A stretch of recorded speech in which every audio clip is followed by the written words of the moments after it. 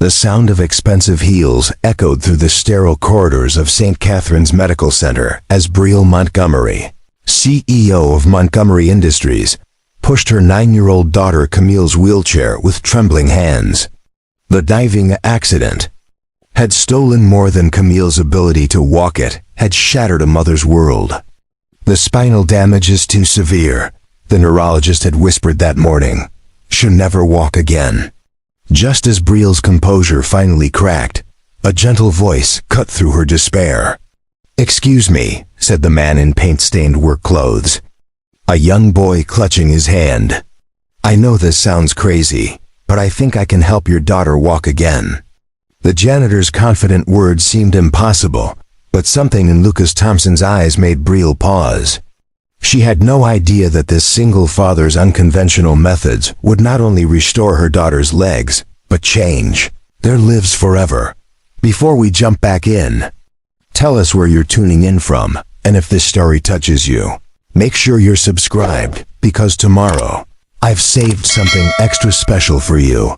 The polished marble floors of St. Catherine's Medical Center reflected the harsh fluorescent lights as Brielle Montgomery navigated her daughter's wheelchair through the maze of corridors. Each squeak of the wheels seemed to echo the devastating diagnosis that had just shattered her world into a million irreparable pieces. Camille sat motionless in the wheelchair, her once vibrant 9-year-old spirit now dimmed to a mere shadow. The diving accident at the country club 3 weeks ago had happened so fast. One moment, she was laughing with friends at the pool's edge. The next, she was lying motionless at the bottom after hitting the shallow end at a dangerous angle. The paramedics had worked frantically. The helicopter ride to the trauma center had been a blur of medical equipment and desperate prayers. And now they sat with the finality of Dr. Harrison's words still ringing in Brielle's ears.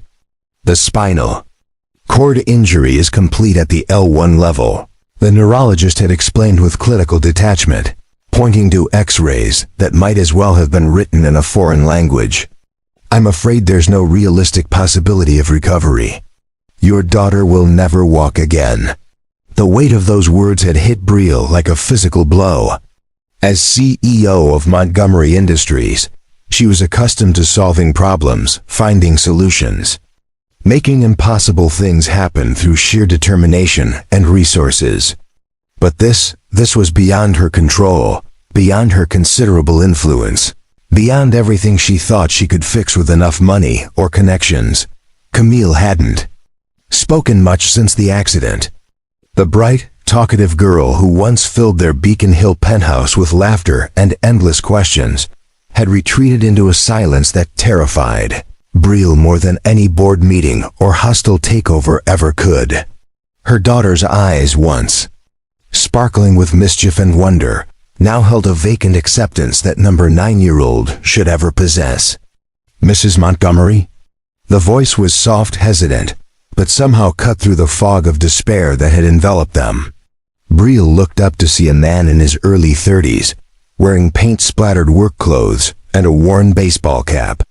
His hands were stained with what looked like primer or drywall compound, and a young boy of about 7 stood beside him, clutching the man's calloused hand with obvious trust and affection. "Excuse me," the man continued, his voice carrying an unexpected confidence despite his humble appearance. "I know this might sound completely crazy, but I couldn't help overhearing the doctor. I think I might be able to help your daughter walk again." The audacity of the statement from someone who looked like maintenance staff should have been offensive, even laughable.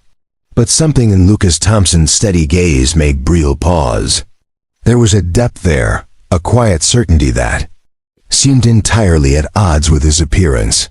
His companion, the young boy with curious dark eyes and an old-fashioned politeness, watched the interaction with the kind of attentiveness that suggested he'd witnessed his father offer help like this before.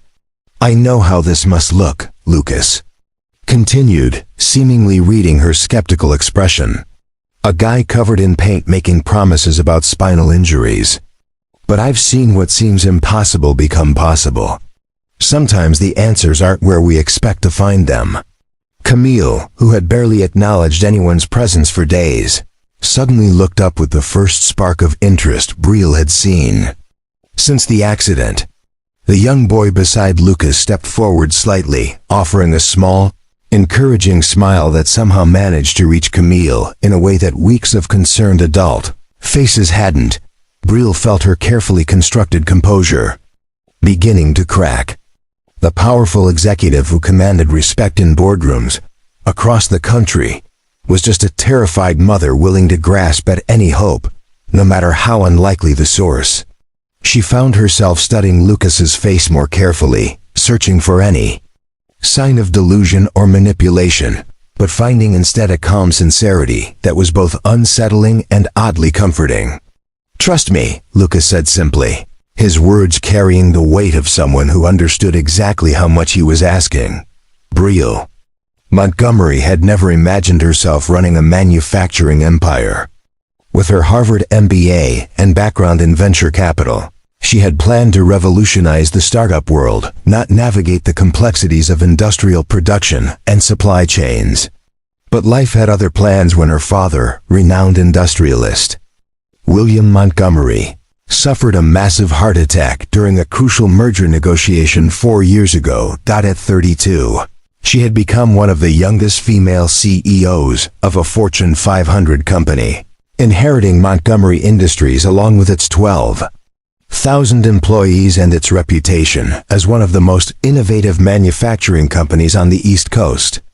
The transition had been brutal. Skeptical board members who questioned whether someone so young could handle the responsibility, competitors who saw weakness in the leadership change, and employees who wondered if the boss's daughter truly understood the business that had been built over 3 generations.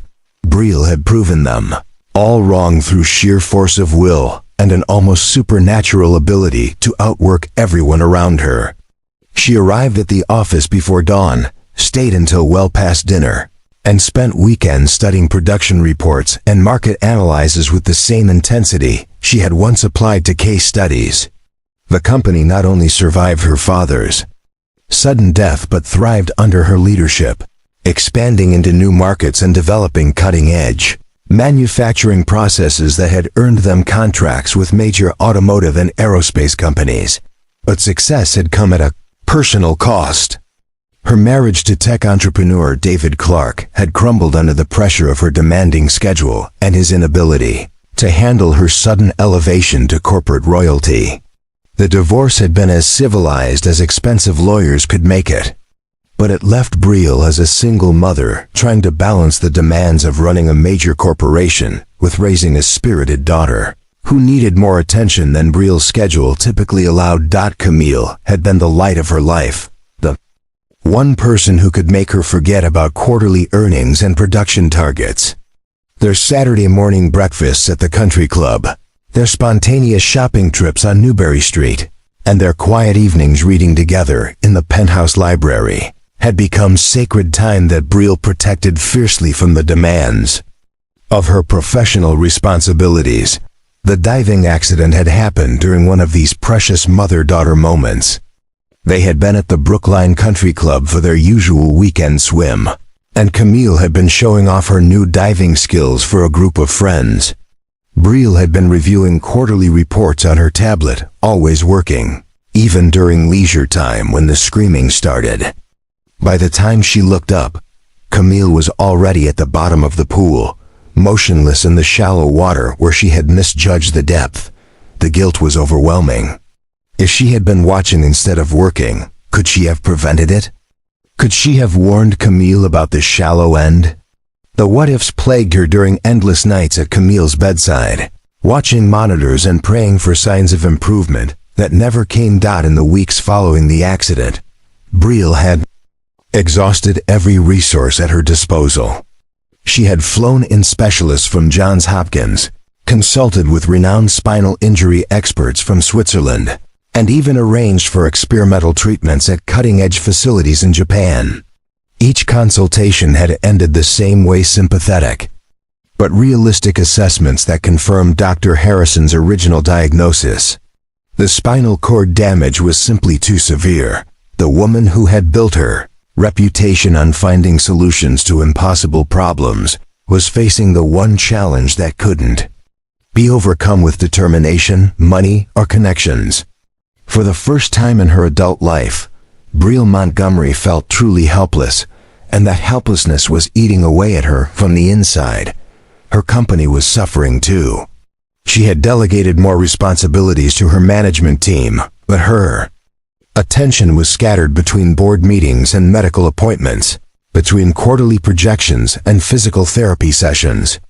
The employees who had come to respect her unwavering focus now saw a leader who was clearly struggling to maintain the intensity that had made Montgomery Industries so successful.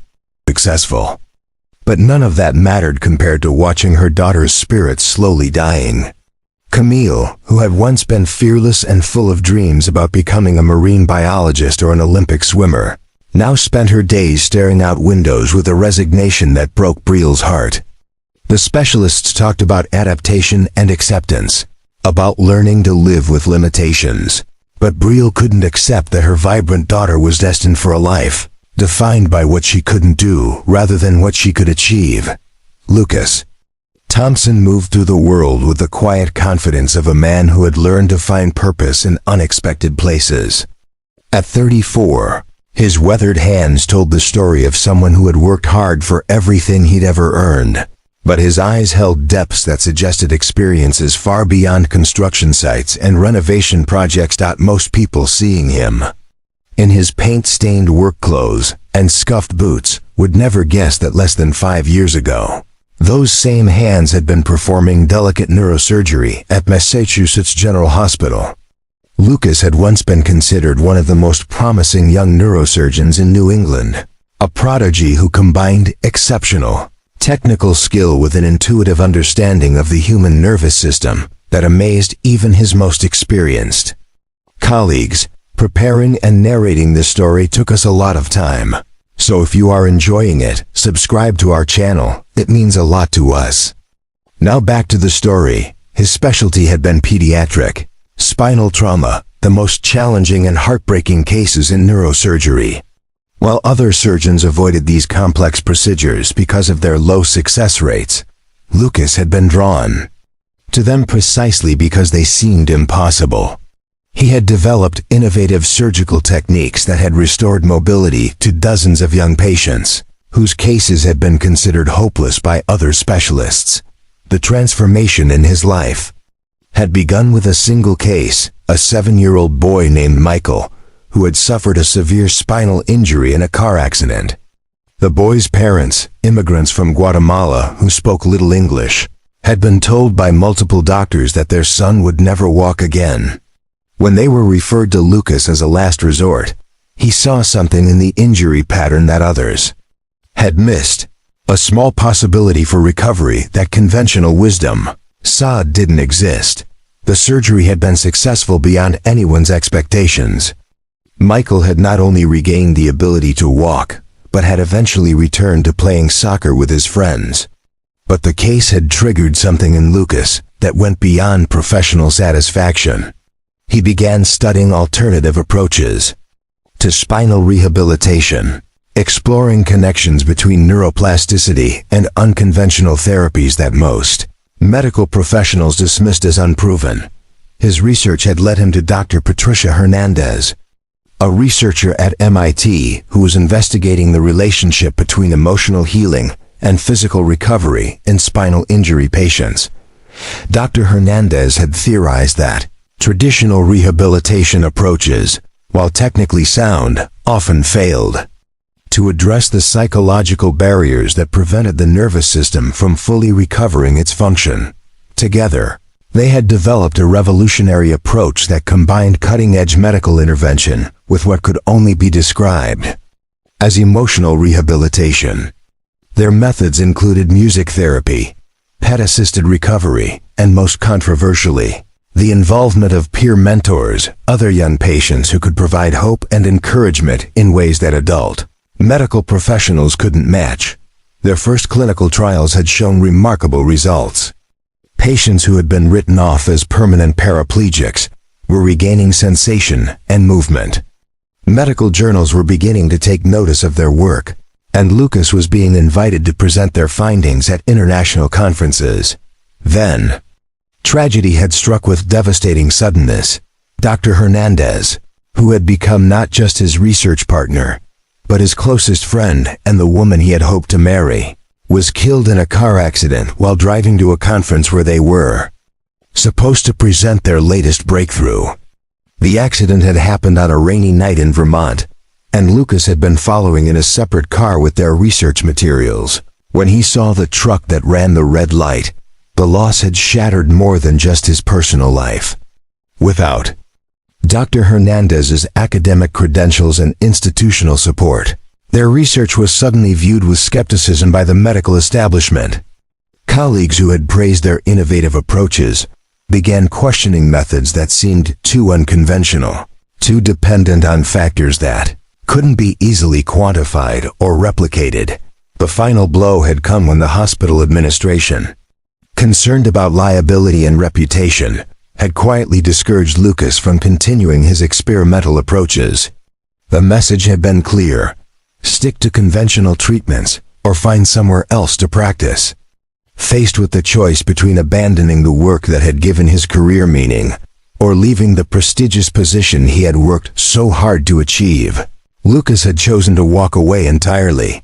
His nephew Jason, Dr. Hernandez's 7-year-old son who had been living with Lucas since his mother's death, had become his constant companion and the only family he had left. The boy had inherited his mother's intuitive understanding of human emotion and pain, showing a remarkable ability to connect with people who were struggling that sometimes surpassed trained therapists. Lucas had moved to Boston, taken work in construction and building maintenance, jobs that allowed him to support Jason while staying close to the medical community, where he could occasionally help people in unofficial ways. His current job doing maintenance and construction work at St. Catherine's Medical Center was more than just employment. It was his way of staying connected to the world of healing without the politics and limitations of institutional medicine. The past 2 years, Lucas had quietly helped several families whose cases had been deemed hopeless by conventional medicine. Working without official recognition or institutional support, he had developed methods for reaching patients that combined his surgical expertise with the emotional healing approaches he and Dr. Hernandez had pioneered. Jason had become an integral part of these informal treatments, his natural empathy and lack of adult prejudices allowing him to connect with patients in ways that traditional therapy couldn't achieve. When Lucas had overheard the diagnosis for Camille Montgomery, something in the description of her injury had immediately reminded him of cases he had successfully treated before. The pattern of spinal damage, the specific location of the trauma, the patient's age and general health, all factors that conventional medicine would classify as hopeless, but that Lucas recognized as potentially treatable with the right approach. Suggestion from a maintenance worker that he could help where teams of world-renowned specialists had failed should have been immediately dismissed as the delusion of someone who clearly didn't understand the complexities of spinal cord injury. Briel's first instinct was exactly that: to politely but firmly reject this inappropriate intrusion into her family's private medical crisis. "I appreciate your concern," she began, using the same tone she employed when dismissing unsolicited business proposals. "But we're working with the best specialists in the country. Dr. Harrison is internationally recognized for his expertise in spinal trauma, and we've consulted with leading experts from Johns Hopkins and the Mayo Clinic." Lucas nodded respectfully, seemingly unperturbed by her dismissal. "I understand. Dr. Harrison is indeed excellent. I've read several of his papers on spinal cord regeneration. His conventional approaches are textbook perfect." He paused, his gaze moving to Camille, who was listening with more attention than attention. She had shown anything in weeks. But sometimes textbook perfect isn't enough. The quiet confidence in his voice made Briel pause. There was something about the way he spoke about Dr. Harrison's work, not with the dismissive criticism of a crank, but with the respectful disagreement of someone who actually understood the medical literature. Most people, when challenged about their qualifications to discuss complex medical issues, would become defensive or begin spouting obviously superficial knowledge gleaned from internet searches. And you think you understand spinal injuries better than doctors who have spent decades specializing in this field? Brielle asked, her tone carrying the edge that had made opposing lawyers and business rivals retreat in negotiations. Not better, Lucas replied calmly. Differently, Dr. Harrison approaches spinal injuries as mechanical problems: fix the damaged tissue, remove the obstacles to nerve conduction, follow established protocols for rehabilitation. He's right to do that. It's what medical training teaches, and it works for many patients. He gestured toward Camille, who was now looking directly at him with obvious curiosity. But some patients need more than mechanical repair. They need someone who understands that the spine isn't just a collection of nerves and vertebrae. It's part of a system that includes the brain, the emotions, the spirit. When that entire system is traumatized, healing requires addressing all the components, not just the physical damage. Brielle felt a flicker of uncertainty. The way he described the interconnection between physical and emotional healing resonated with something she had observed during Camille's treatment. The girl's physical therapy sessions had been technically proficient, but there had been no spark, no engagement. Camille went through the motions with the same passive compliance she showed for everything else, as if she were cooperating with a process she didn't believe could help her. Even if what you're saying has merit, Brielle said, still skeptical but no longer quite as dismissive. What makes you think you have the expertise to address these broader aspects of spinal injury? Before Lucas could answer, Jason stepped forward with the kind of innocent boldness that only young people possess. My dad helped lots of people walk again when we lived in Cambridge, he said matter-of-factly, as if discussing the weather. He's really good at figuring out what people need to get better. The simple confidence in the boy's voice was somehow more convincing than any medical credentials could have been. Brielle found herself studying Lucas more carefully, looking for signs of the charlatan she had expected to find, but seeing instead a man whose quiet assurance seemed to come from genuine experience rather than false bravado. You said you lived in Cambridge? She asked, her investigative instincts from years of business due diligence beginning to engage. I worked at Mass General for several years, Lucas admitted. Pediatric neurosurgery.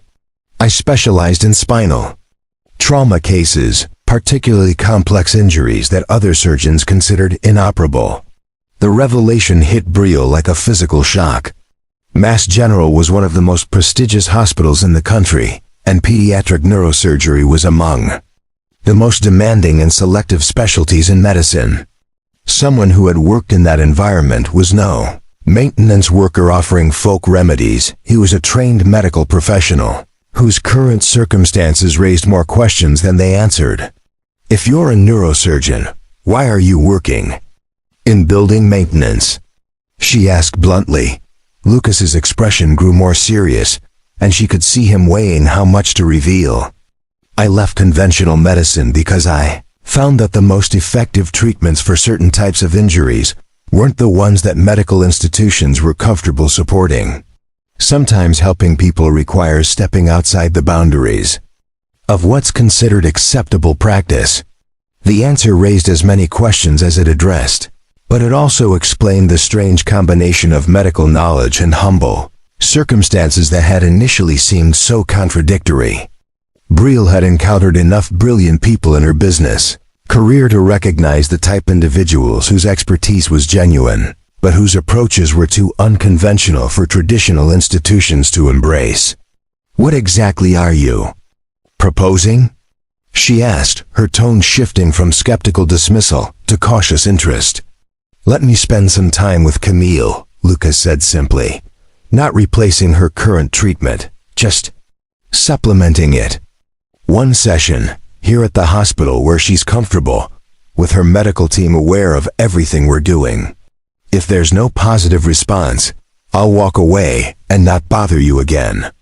Brielle looked at her daughter, who was now sitting up, straighter in her wheelchair and paying attention to the conversation with more engagement than she had shown since the accident. The change in Camille's demeanor was subtle but unmistakable for the first time in weeks. There was a spark of curiosity in her eyes. "One session," Brielle said finally, her voice carrying both hope and warning. "Under medical supervision, with Dr. Harrison's approval. And at the first sign that this is some kind of scam or pseudoscience nonsense, we stop immediately." Lucas nodded, accepting the conditions without argument. "That's all I'm asking for. Just a chance to show you and Camille that there might be possibilities that haven't been explored yet." As they made arrangements for the trial session, Brielle found herself wondering what she was getting herself and her daughter into. But looking at Camille's face, seeing the first genuine interest she had shown in anything since the accident, Brielle realized that even a small chance of hope was worth the risk of disappointment. The physical therapy room at St. Catherine's Medical Center had been transformed. Where typically there would be parallel bars, exercise mats, and the standard equipment of conventional rehabilitation, Lucas had arranged something that looked more like a combination of playground and art studio. Colorful mats created comfortable seating areas. Musical instruments were scattered around the space, and what appeared to be easels with large sheets of paper stood ready for use. Dr. Harrison observed from the corner with obvious skepticism, his arms crossed and his expression suggesting he was humoring what he considered to be an elaborate waste of time. Two physical therapists flanked him, equally dubious about this departure from their established protocols. Brielle sat nearby, her laptop closed for once, giving her complete attention to whatever was about to unfold.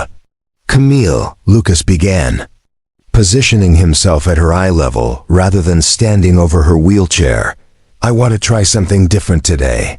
Instead of focusing on your legs, I want to focus on you as a complete person. Your legs are just one part of who you are, but they've been getting all the attention lately." Camille looked intrigued despite herself.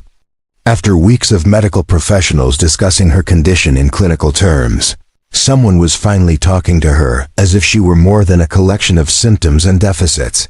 Jason appeared beside the wheelchair with a large box of colored markers and an encouraging smile. "Want to draw what it feels like inside your body?" he asked with the kind of direct curiosity that only another young person could offer. Not the outside parts that everyone can see, but the feelings and the dreams and the stuff that's still working perfectly.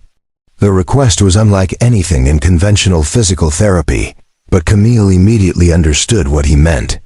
She selected a blue marker and began drawing on the large paper, creating swirling patterns that seemed to represent emotions rather than anatomical structures. As she drew, Lucas began asking her questions, not about pain levels or range of motion, but about her dreams, her fears, her memories of what her body used to feel like when she was swimming or running. "Close your eyes," Lucas said gently after she had filled the paper with colors and shapes that somehow captured her internal experience. "I want you to remember the feeling of diving into the pool on a perfect summer day. Not the accident, the good dives, the ones where you felt like you were flying." As Camille closed her eyes and began to describe those sensations, something remarkable began to happen. Her breathing deepened, her shoulders relaxed, and for the first time since the accident, she seemed to inhabit her body rather than simply enduring it. Lucas began working with her hands and arms, but not in the mechanical way of traditional physical therapy. Instead, he guided her through movements that mimicked swimming strokes while she continued to visualize herself moving freely through water. Jason provided a soundtrack, playing soft music on a small keyboard that seemed perfectly synchronized with the rhythm of her imagined swimming. "Now," Lucas said, his voice barely above a whisper, "without opening your eyes, tell me if you can feel any tingling or warmth anywhere in your body." Camille concentrated for a moment, her face showing intense focus. "My back," she said with surprise. It feels warm, like when you sit in the sun after getting out of a cold pool. Dr. Harrison straightened with interest despite his skepticism. Sensation in the back was not something that had appeared in any of the previous examinations. He moved closer, his clinical training overriding his doubt about the unconventional methods. Lucas continued the session for another 45 minutes, guiding Camille through a series of exercises that combined visualization, gentle movement, and emotional exploration. Jason proved to be an integral part of the process, his natural empathy allowing him to sense when Camille was becoming frustrated or discouraged, offering encouragement or distraction at exactly the right moments. By the end of the session, Camille was sitting up straighter and interacting with more animation than Brielle had seen since before the accident. More importantly, she had reported sensations in areas where the medical examinations had indicated complete loss of feeling. "I'd like to run some quick tests," Dr. Harrison said, his professional skepticism warring with his curiosity about what he had observed.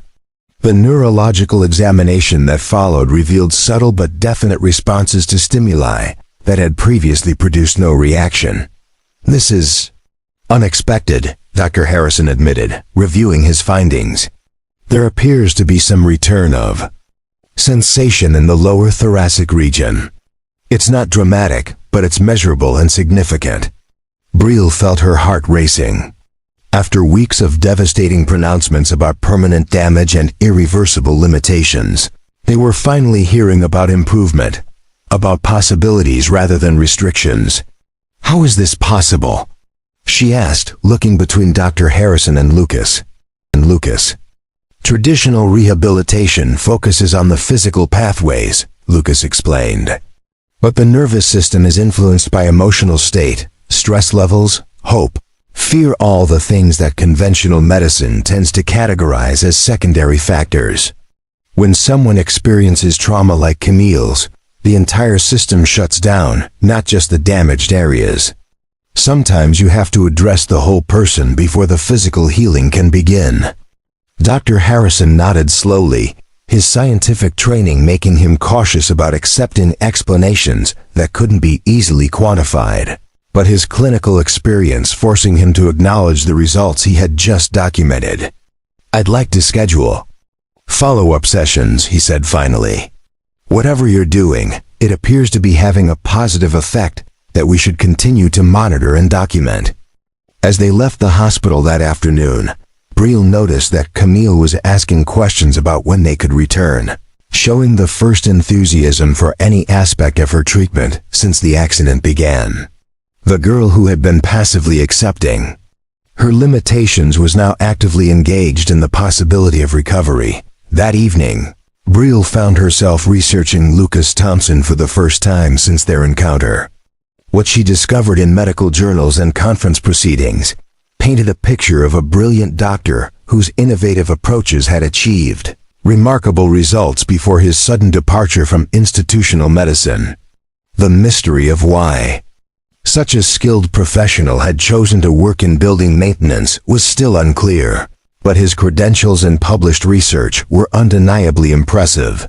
More importantly, she had seen with her own eyes the transformation in her daughter. During a single session, for the first time in weeks, Camille had gone to bed talking about tomorrow rather than simply enduring it. The boardroom of Montgomery Industries had witnessed countless high-stakes meetings, but the tension crackling through the air that Tuesday morning was unlike anything Brielle had experienced in her 4 years as CEO. Her head of security, former FBI investigator Robert Kane, stood beside a large display screen showing newspaper clippings, court documents, and medical records that made her blood run cold. "I felt obligated to bring this to your attention immediately," Kane said, his voice carrying the practiced gravity of someone delivering devastating intelligence. Dr. Lucas Thompson was the subject of a major malpractice investigation 3 years ago.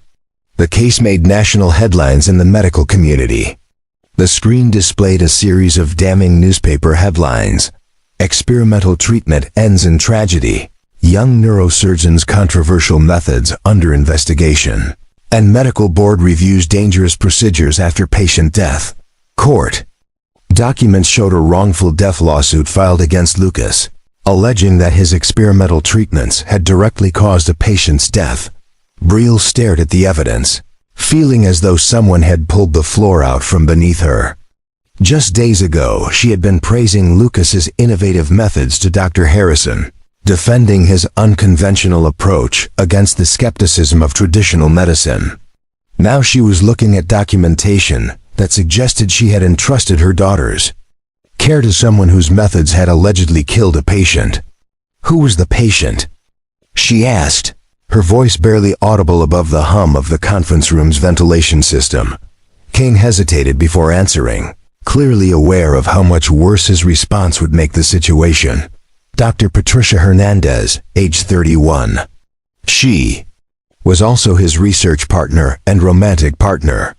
The medical board investigated allegations that Dr. Thompson used her as an unauthorized test subject for experimental spinal cord procedures. The revelation hit Brielle like a physical blow. The woman Lucas had spoken about with such reverence, whose research he had credited with developing his innovative approaches, had died under his care. The passionate dedication he showed when working with Camille suddenly took on a sinister cast. Was he trying to prove the validity of treatments that had already killed someone he loved? The case was eventually settled out of court, King continued, but the damage to his reputation was irreversible. Multiple colleagues came forward with concerns about his willingness to bypass established protocols and use untested procedures on vulnerable patients. The hospital administration at Mass General quietly forced his resignation, and his medical license was suspended, pending a full investigation. The documents painted a picture that was completely at odds with the caring, competent professional she had come to trust with her daughter's recovery. Headlines spoke of reckless endangerment, of a brilliant doctor whose ego had led him to believe he could succeed where established medicine had failed, regardless of the risk to his patients. There's more, Kane said, advancing to the next slide. After leaving Boston, Dr. Thompson worked briefly at a rehabilitation center in Portland, Oregon. He was terminated after 6 months following complaints from families who felt he was making unrealistic promises about recovery and encouraging patients to abandon conventional treatments. Brielle felt sick. The pattern that emerged from Kane's investigation suggested a man who, despite his credentials and past success, had become dangerously obsessed with proving theories that the medical establishment had rejected for good reason. The caring professional who had brought hope back into Camille's eyes was apparently someone who had a history of raising false hopes and causing real harm. That evening, Brielle waited until Camille was asleep before confronting Lucas at his small apartment in Jamaica Plain. The modest 2-bedroom space was a stark contrast to the life he must have lived as a successful neurosurgeon. Filled with medical textbooks, research papers, and children's drawings that Jason had apparently made to decorate the walls, she placed Kane's investigation file on the coffee table, between them, watching Lucas's face as recognition dawned, followed by a profound sadness that seemed to age him years in a matter of seconds. "Were you ever going to tell me?"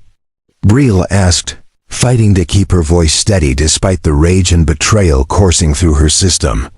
Lucas looked at the file, then back at her, his eyes holding the kind of pain that comes from reliving tragedy.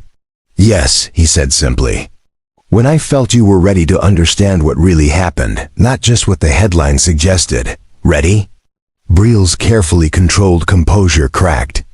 "You're treating my daughter with experimental methods, and you didn't think I needed to know that your last experimental patient died, that you were investigated for reckless endangerment?" Lucas didn't flinch at her words, though she could see the pain they caused. He reached for a worn photo on the side table, a picture of him with a beautiful dark-haired woman in lab coats, both smiling with the confidence of people who believed they were on the verge of changing the world. "Patricia was dying," he said, softly, his voice steady despite the emotion behind it. Aggressive spinal cancer, stage 4, with tumors that conventional surgery couldn't reach without causing complete paralysis. She had maybe 3 months to live, and those months would have been spent in agony. He looked directly into Brielle's eyes, his gaze unwavering despite the accusations. She volunteered for an experimental procedure that we had developed together, based on our research into neuroplasticity and regenerative medicine. It was her idea, her choice, and she knew the risks better than anyone because she had helped design the protocol. Lucas's voice grew steadier as he continued. The procedure initially worked. For 2 weeks, Patricia experienced significant improvement, reduced tumor activity, decreased pain, increased mobility. We thought we had achieved something revolutionary. Then her body began rejecting the treatment. The tumors became more aggressive, and she died within days. But the investigation, Brielle began. The investigation cleared me of any wrongdoing, Lucas interrupted gently. The medical board reviewed every aspect of the procedure and found that Patricia's death was caused by the progression of her disease, not by the treatment. But her family couldn't accept that. They needed someone to blame, and I was the most obvious target. He gestured toward the newspaper clippings in Kane's file. The media loves stories about arrogant doctors playing God with patients' lives. It's a compelling narrative, even when it's not accurate. By the time the official investigation concluded that I had followed all proper protocols and that Patricia had given full informed consent, the damage to my reputation was irreversible. Despite his explanation, Brielle couldn't fully shake the feeling that something fundamental had been broken in their developing trust. Even if the official investigation had cleared him, the fact remained that his experimental methods had been associated with a patient's death. The risk that she had been unknowingly taking with Camille's life suddenly seemed enormous and terrifying. What about Portland? She pressed. The families who complained about false promises? Lucas's expression grew more pained. After Patricia's death, I became obsessed with proving that our research could help people. I worked with several patients whose cases were similar to hers, and I may have been too aggressive in my optimism about their potential for recovery. When some of them didn't improve as much as I had hoped, their families felt I had misled them about what's possible. The admission confirmed Brielle's worst fears. Lucas was someone whose grief and guilt had driven him to make promises he couldn't keep, to take risks with vulnerable patients that any reasonable medical professional would avoid. The progress Camille had shown might be real, but it was being achieved by someone whose judgment had been compromised by personal tragedy and professional desperation. I think, Brielle said carefully, that we need to step back and reconsider our approach to Camille's treatment. There are other options, more conventional approaches that don't carry these kinds of risks. Lucas nodded slowly, as if he had been expecting this conversation from the moment Kane's investigation began. I understand. You're doing what you think is best for Camille, and I respect that. But I hope you'll remember that the progress she's made is real, regardless of what happened in my past. The resignation in his voice made Brielle question her decision for a moment, but she pushed the doubt away. The safety of her daughter had to come before any other consideration, and Lucas's history suggested that his methods, however innovative, carried risks that she wasn't willing to accept. As she left his apartment that night, Brielle tried to ignore the image of Jason's drawings on the wall, innocent artwork that showed stick figures of people, holding hands and smiling, a young boy's vision of a world where everyone took care of each other. The simple optimism of those drawings seemed to mock the complicated realities of adult decisions and the weight of protecting someone you love from potential harm. The Whitmore Institute for Neurological Rehabilitation stood like a monument to medical excellence against the backdrop of the Swiss Alps.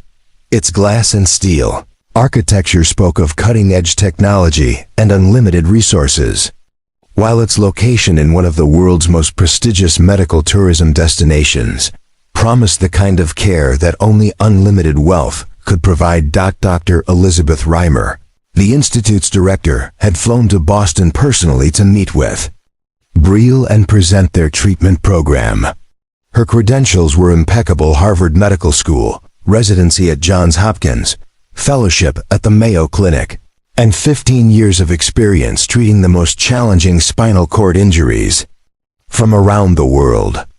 The Whitmore Institute represents the absolute pinnacle of conventional spinal cord rehabilitation, Dr. Reimer explained during their meeting in Briel's penthouse office, her slight German accent lending authority to her words. Our success rates are documented in peer-reviewed journals. Our methods have been validated by decades of clinical research, and our facility is equipped with technology that most hospitals can only dream of. The presentation materials were impressive: statistical analyses showing measurable improvement in over 70% of their patients, testimonials from grateful families whose children had achieved greater functionality than initially predicted, and photographs of state-of-the-art equipment that looked more like something from a space program than a medical facility. Most importantly, Dr. Reimer continued, our approach is completely standardized and evidence-based. Every aspect of treatment follows established protocols that have been proven safe and effective across thousands of cases. There are no experimental procedures, no untested theories, no variables that could put your daughter at risk. The contrast with Lucas's unconventional methods could not have been more stark, where he worked with art supplies and musical instruments. In a converted therapy room, the Whitmore Institute offered robotic exoskeletons and computer-controlled electrical stimulation. Where he relied on emotional connection and intuitive understanding, they provided systematic, quantified rehabilitation.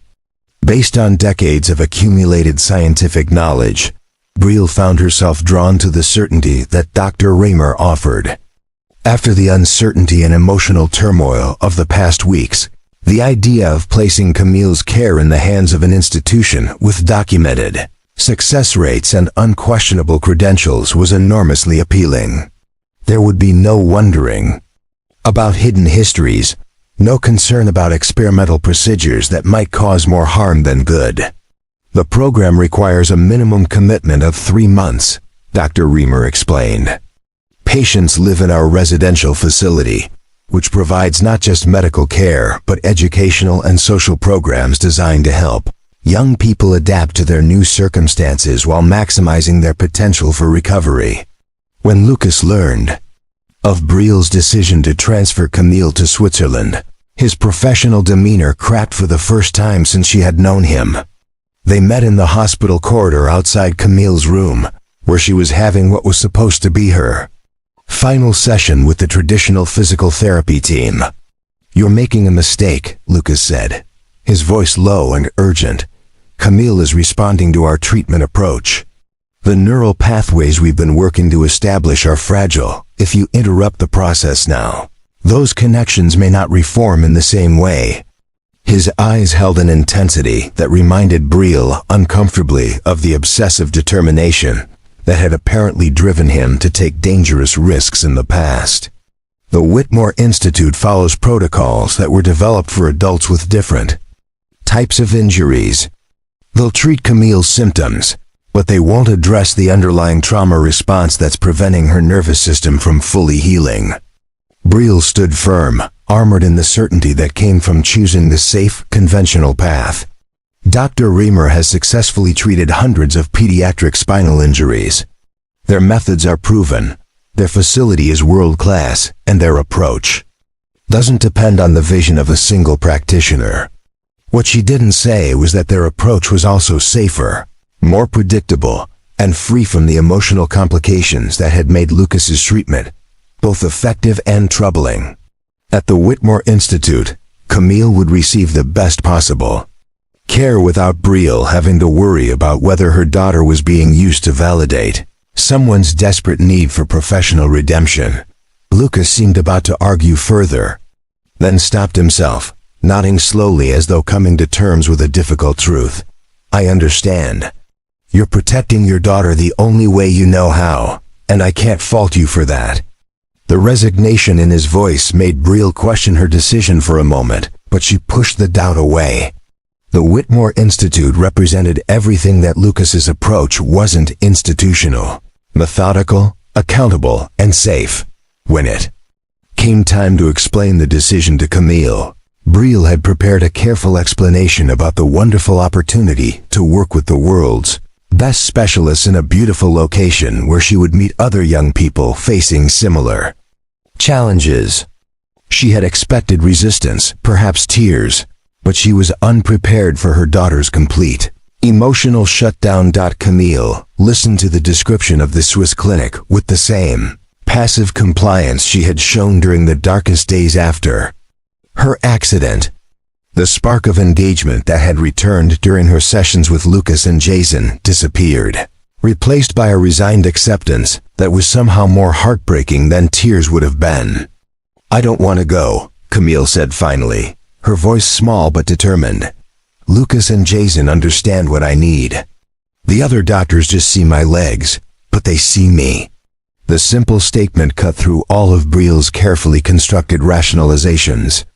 Her daughter wasn't asking for the most advanced medical facility or the most prestigious credentials. She was asking for the people who had made her feel hope again after weeks of despair. "Sweetheart," Brielle said, kneeling beside Camille's wheelchair, "the doctors in Switzerland have special equipment that can help your spinal cord heal. They've helped hundreds of young people learn to walk again." Camille's response was devastatingly direct. "But Lucas already helped me feel things in my back. And Jason makes me laugh. Why do we have to leave the people who are making me better to go find people who might make me better?" The childish logic carried an undeniable truth that made Brielle's decision suddenly seem cold and clinical. Her daughter wasn't a medical case to be transferred to the facility with the best statistical outcomes. She was a 9-year-old girl who had formed healing connections with people who understood her, not just as a patient, but as a complete person. The day before their scheduled departure for Switzerland, Lucas and Jason came to say goodbye. Lucas brought with him a folder containing detailed notes about Camille's progress, her responses to different approaches, and his recommendations for continuing the emotional and psychological aspects of her rehabilitation. "The physical improvements are just the beginning," he told Dr. Reamer during a brief consultation. "Camille's real healing is happening in her relationship with her own body, her willingness to hope again.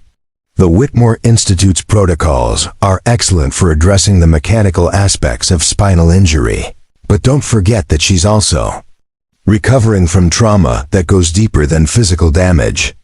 Jason's goodbye was more direct. He presented Camille with a small journal decorated with drawings of stick figures swimming, dancing, and flying.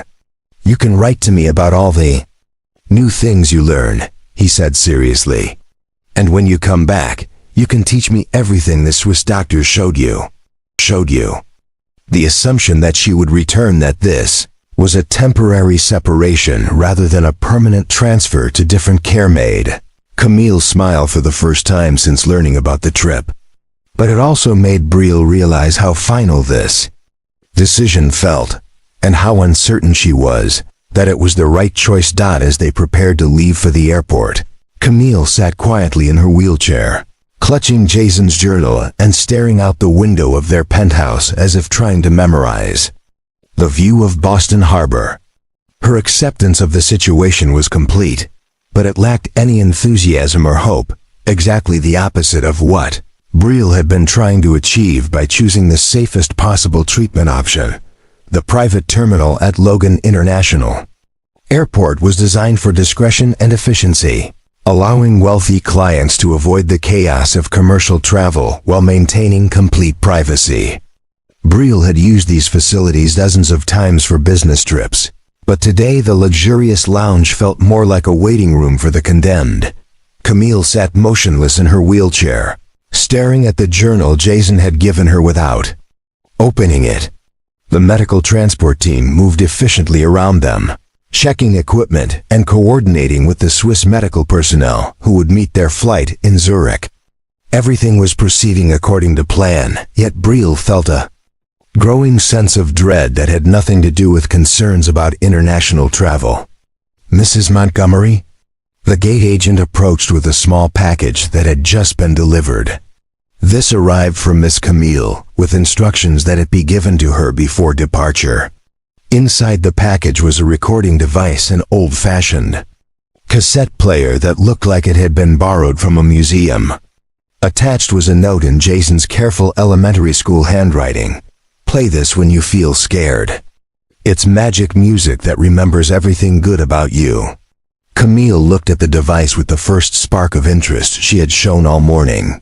When she pressed play, the speakers filled with a melody that was instantly recognizable. It was the music Jason had played during her therapy sessions, but layered underneath, it was something even more precious.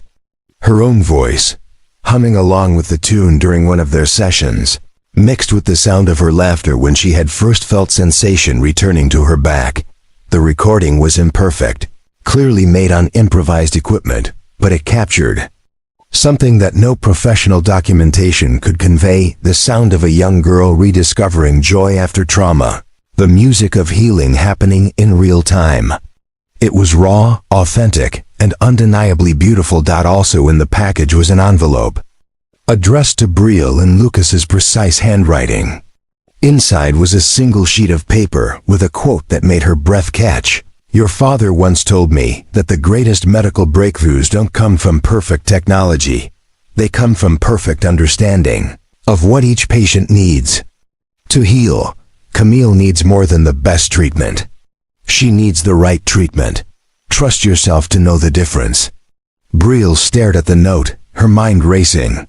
Lucas had never met her father, and yet somehow the sentiment captured exactly the kind of thing William Montgomery would have said.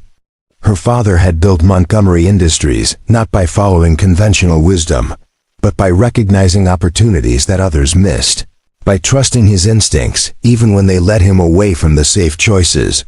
Sitting in the departure lounge, surrounded by the trappings of wealth and privilege, Brielle found herself remembering a conversation with her father from years ago, when she was still questioning whether she should join the family business.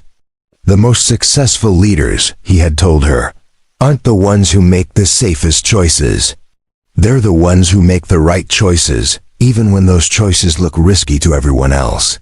She looked at her daughter, who was now listening to the recording with tears streaming down her face, not tears of sadness, but tears of recognition, of connection to something authentic and meaningful that she was about to leave behind.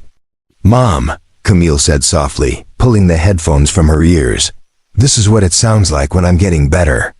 Not the machines or the tests, but this, when I remember that I'm still me inside, even if my legs don't work yet." The word "yet" hit Brielle like lightning. For the first time since the accident, Camille was speaking about her condition as temporary, as something that could change.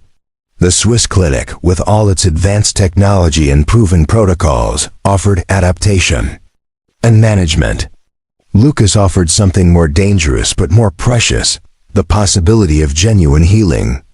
"Do you really believe Lucas can help you walk again?" Brielle asked, studying her daughter's face carefully. Camille considered the question with the kind of serious thought that 9-year-olds reserve for the most important decisions. "I don't know if I'll walk exactly like before," she said finally. "But when I'm with Lucas and Jason, I feel like my body belongs to me again. Like it's not just broken, but maybe it's just different, and different can still be good." The simple wisdom in her daughter's words cut through all the expert opinions and statistical analyses that had been guiding Brielle's decision-making. Camille wasn't asking for guarantees about walking. She was asking for the chance to feel whole again, to work with people who saw her potential rather than just her limitations. With hands that trembled slightly, Brielle took out her phone. "Made the call that would change everything, Lucas?" she said when he answered, her voice barely steady. "Don't make any plans for the next few months. We're not going to Switzerland." The relief in his voice was immediate and profound. "Are you sure?" The Whitmore Institute really does offer excellent care. They offer excellent conventional care. Brielle interrupted. But Camille doesn't need conventional. She needs you and Jason and whatever magic you two do that makes her believe in herself again. 20 minutes later, Lucas and Jason arrived at the airport, both slightly out of breath from rushing through Boston traffic. When Camille saw them, her face lit up with the kind of pure joy that no amount of medical technology could produce. "We're staying?" she asked, hardly daring to believe it. "We're staying," Brielle confirmed. "And we're going to do whatever it takes to help you heal, even if it means doing things differently than everyone else thinks we should." As they left the airport together, Brielle pushing Camille's wheelchair while Lucas carried the bags and Jason chattered excitedly about all the new things they could try in their next sessions. Brielle realized that for the first time since the accident, she felt genuinely hopeful about the future. The decision to trust Lucas wasn't based on statistical analyses or institutional credentials. It was based on something much simpler and much more powerful: the evidence of her own eyes, the sound of her daughter's laughter, and the recognition that sometimes the most important healing happens not in the most advanced facilities, but in the spaces where people dare to believe in possibilities that conventional wisdom says don't exist. The executive conference room on the 42nd floor of Montgomery Industries had been transformed into something that would have been unrecognizable to the board members who typically conducted business there. The mahogany table that usually held quarterly reports and strategic planning documents now supported an array of medical equipment, research journals, and children's art supplies. The floor-to-ceiling windows that normally framed discussions about market share and profit margins now provided natural light for what had become the most important collaboration of Brielle's life. "Show me everything," Brielle had said to Lucas on their first morning back from the airport. "Every piece of research, every technique you developed with Dr. Hernandez, every insight you've gained from working with patients like Camille. I want to understand not just what you're doing, but why it works." The decision to fully commit to Lucas's approach had required more than just emotional courage. It had demanded a complete restructuring of how Brielle thought about healing, about risk, and about the intersection of business principles with medical innovation. She had spent her entire career making decisions based on quantifiable data and predictable outcomes. But supporting Lucas's work meant embracing uncertainty in service of something that conventional wisdom said was impossible. Lucas had initially hesitated to involve her so directly in the medical aspects of Camille's treatment.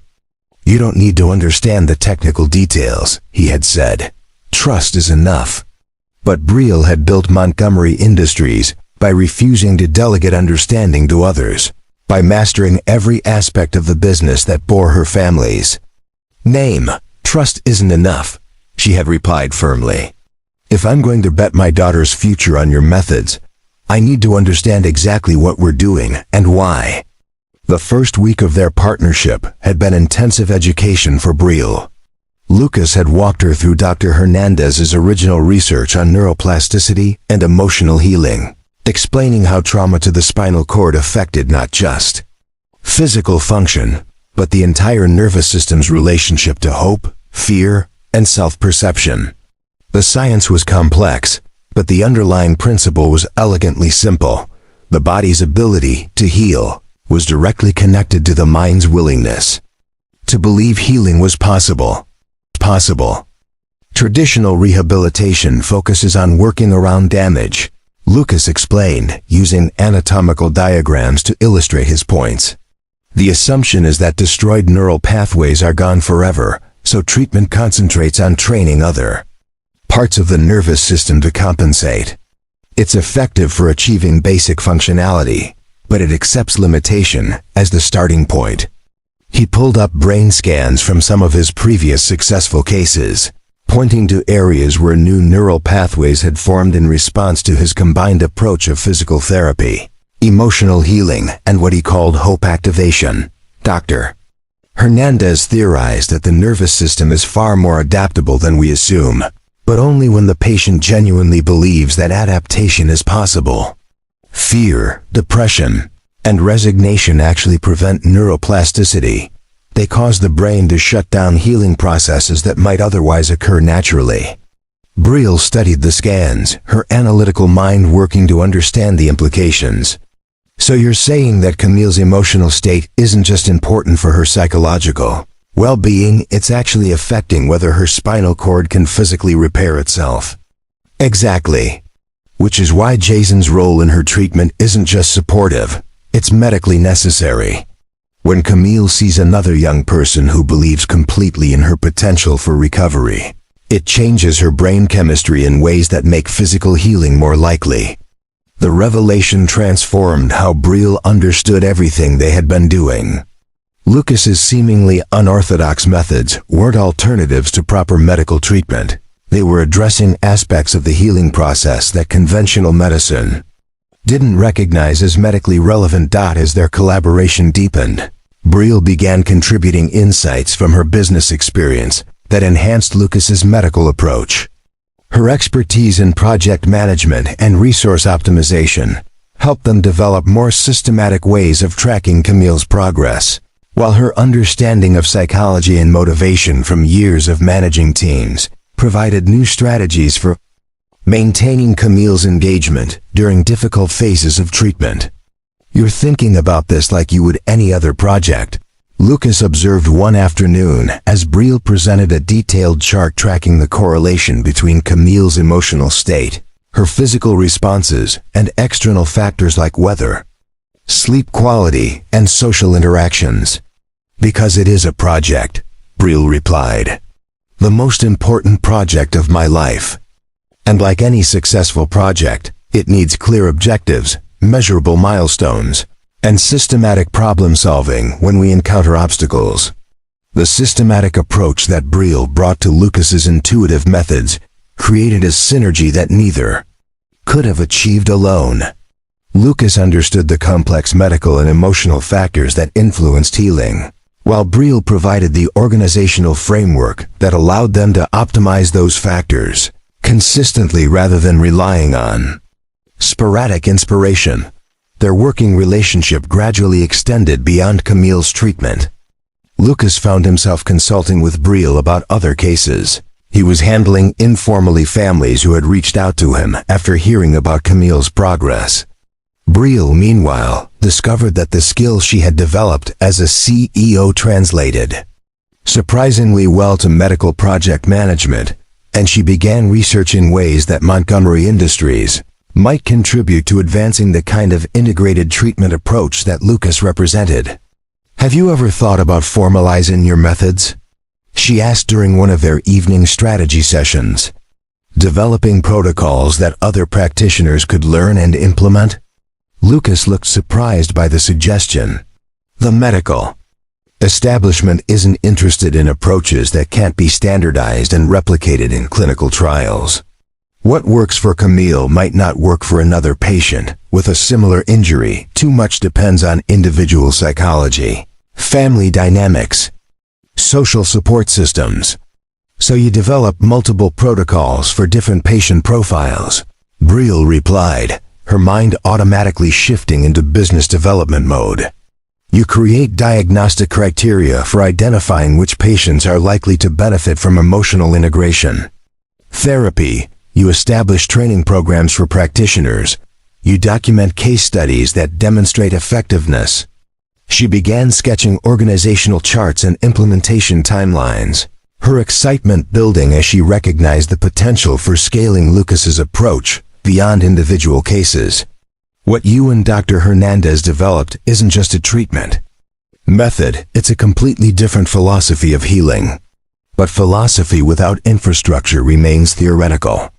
Lucas watched her work, seeing his scattered insights and intuitive methods being transformed into something that could genuinely change how spinal injury rehabilitation was practiced. For the first time since Patricia's death, he began to envision a future where their research could reach beyond the individual patients he was able to help personally. The breakthrough they had all been working toward came on a Tuesday morning in October, 6 weeks after their return from the airport. Camille had been showing steady progress in her sensation and motor control, but the improvements had been incremental, encouraging, but not dramatic, enough to suggest the kind of recovery that would allow her to walk independently. That morning's session had begun routinely, with Lucas guiding Camille through the combination of visualization, gentle movement, and emotional expression that had become their standard approach. Jason was providing musical accompaniment on his keyboard, and Brielle was taking her usual detailed notes about Camille's responses and progress indicators. "Close your eyes and imagine you're back at the pool before the accident," Lucas said, his voice taking on the gentle, hypnotic quality that helped Camille achieve the deeply relaxed state where her best progress typically occurred. "Remember the feeling of standing at the edge of the diving board, knowing you're about to do something that feels like flying." Camille's breathing deepened and her face relaxed into the peaceful expression that indicated she was fully engaged. With the visualization, Lucas began working with her legs, providing gentle resistance, as she attempted to activate muscle groups that had been unresponsive since the accident. "Now, instead of diving into the water, imagine diving into light," Lucas continued. "Warm golden light that heals everything it touches. Feel that light flowing through your spine, reconnecting pathways that have been waiting to communicate again." For several minutes, the session proceeded normally, with Camille showing the usual small responses to stimulation and guided movement. Then something shifted. Her eyes snapped open with an expression of wonder and disbelief. "Lucas," she whispered, her voice filled with awe, "something's different. It feels like electricity is moving through my back, but good electricity." Lucas maintained his professional composure, but Brielle could see the excitement in his eyes. "Can you describe exactly where you're feeling that sensation?" "All the way from my shoulders down to..." Camille paused, concentrating intensely, "down to my hips. It's warm and tingly, like when your foot falls asleep, but it doesn't hurt." Lucas exchanged a significant look with Brielle. Sensation extending from the shoulders to the hips suggested neural activity far beyond what any of the previous tests had indicated was possible. "Camille, I want you to try something for me," Lucas said, his voice carefully neutral despite the momentous nature of what was happening. "Don't think about your legs as separate from the rest of your body.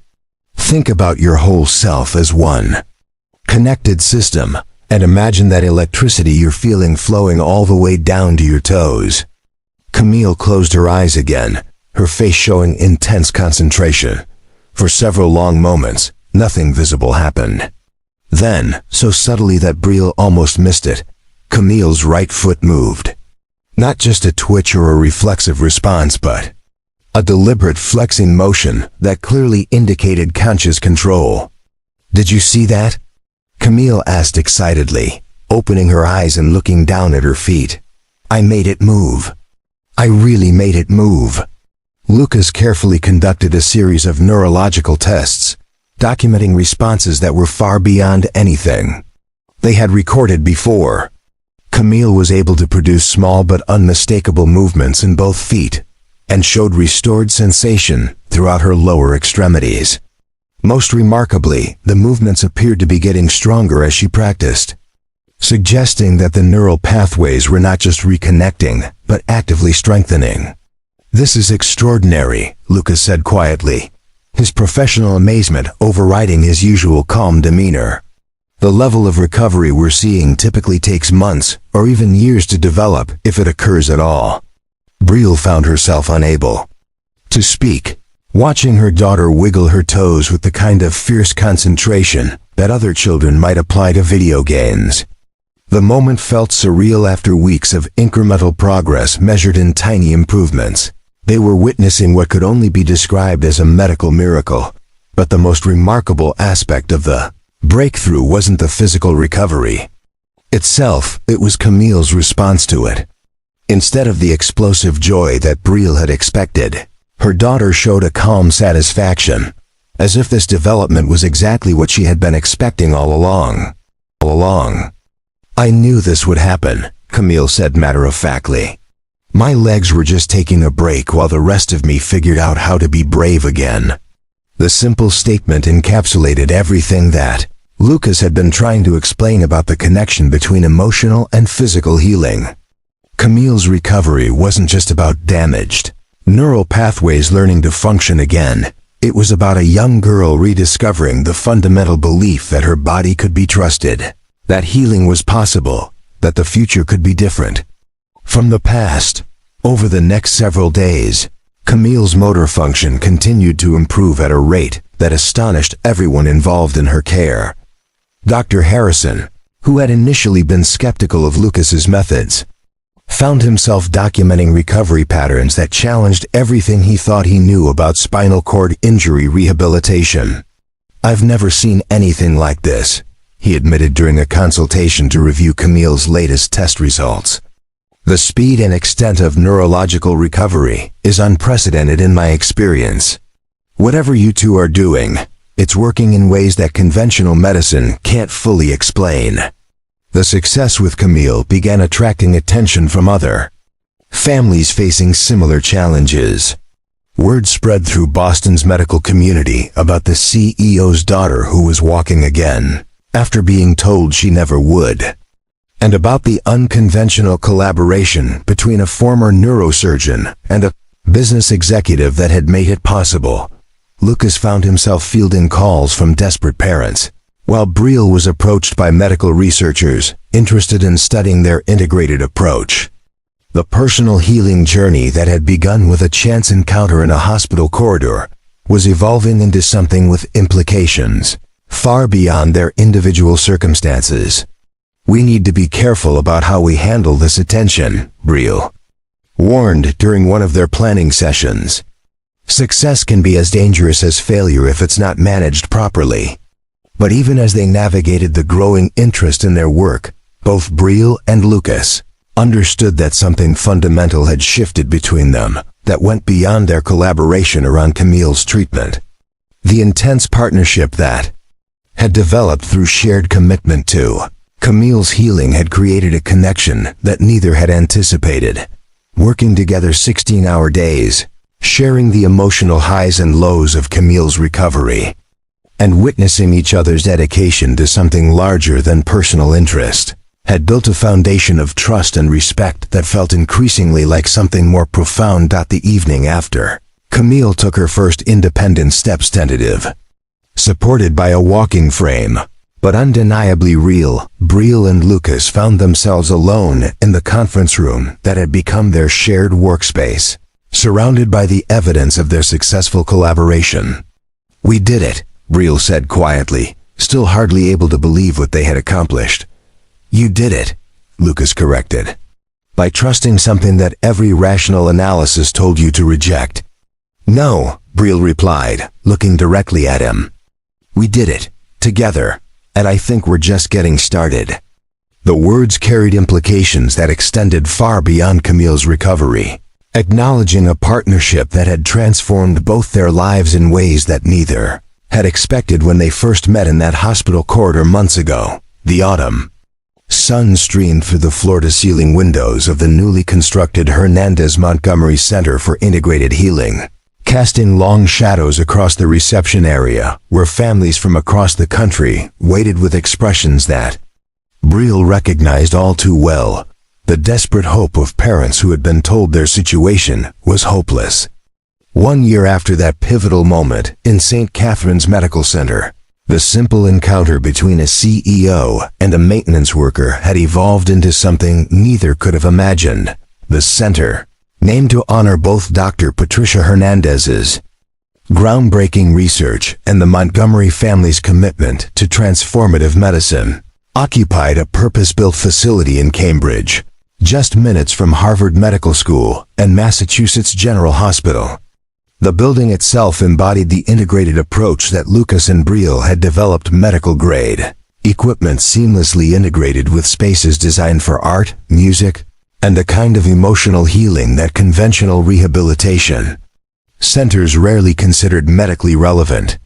"Mrs. Thompson will see you now," The receptionist announced to a nervous-looking couple whose 8-year-old son had been paralyzed in a skiing accident 3 months earlier.